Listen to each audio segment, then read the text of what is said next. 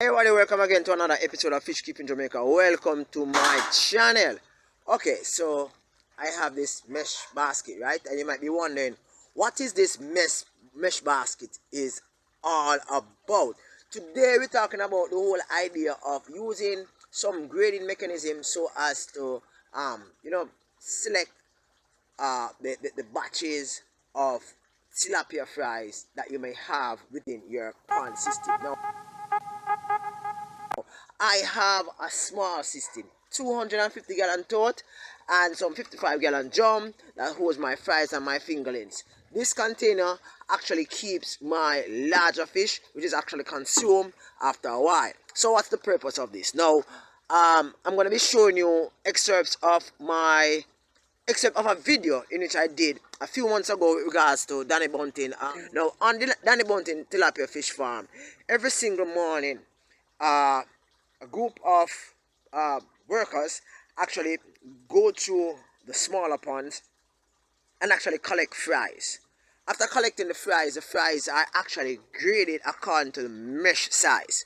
Now the fries are actually placed through this mesh container, and the fries that cannot actually come through, it's not really this mesh container, but it's like a I call it now, a net, right? A more flexible net than this, but I'm just using this as an example, right? Now the fries are actually placed through this. The fries that cannot actually go through the mesh grade mechanism, the grading mechanism, is considered it's either old, or it's considered too large, or it's considered as what you call a recon, and it cannot be placed with the younger fries, right? Now the younger fries will actually be eaten by the older fries. So with the grading mechanism that is used on the large fish farm, so if you have a fish farm and you're wondering how is it that you're not getting much fries, you probably need to practice the whole idea of grading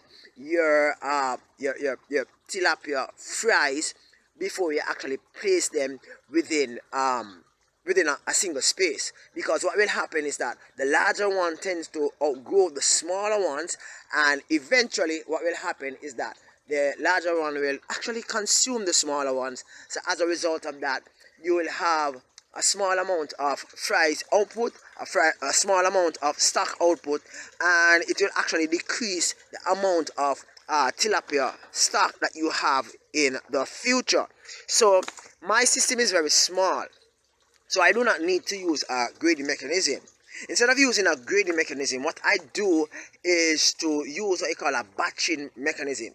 So each time when I actually go into my pond and I actually get some fries, what I would do, I would get the fries, right? And normally all the fries are from the same batch or from the same time frame. I will actually get the fries from out of the pond because the water is dropped, right?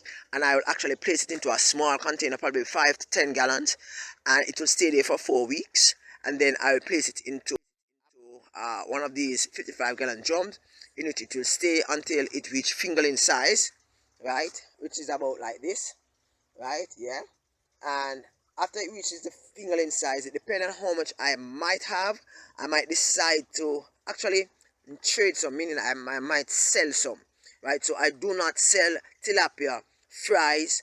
I only sell fingerlings whenever I decide that I can't manage so much, right? I might sell a dozen or two.